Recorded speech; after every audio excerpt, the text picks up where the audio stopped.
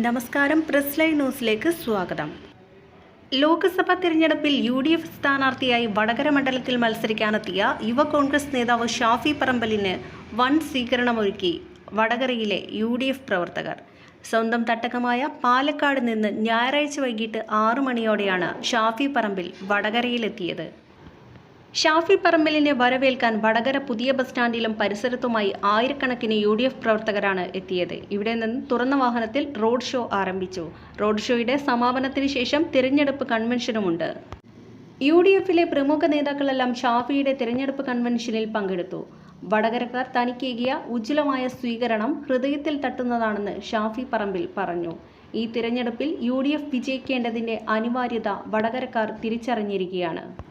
വർഗീയതയും തോൽക്കണം, അക്രമ രാഷ്ട്രീയവും തോൽക്കുകയും സമാധാനം ജയിക്കുകയും വേണം. അതിന് വടകര UDFിനൊപ്പം നിൽക്കുമെന്നും ഷാഫി പറഞ്ഞു.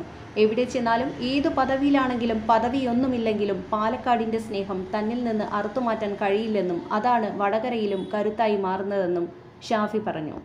നേരത്തെ വടകരയിലേക്ക് തിരിച്ച ഷാഫിയെ അതിവൈകാരികമായാണ് പാലക്കാട്ടുകാർ യാത്രയച്ചത്. പലരും കണ്ണു നിറഞ്ഞാണ് ഷാഫിയെ യാത്രയാക്കിയത്. താൻ എവിടെയും പോകുന്നില്ലെന്നും ജോലിക്ക് പോകുന്നത് പോലെയല്ലേ ഇതെന്നും പറഞ്ഞാണ് കരച്ചിലോടെ തന്നെ യാത്രയാക്കാനെത്തിയവരോട് ഷാഫി പറഞ്ഞത്.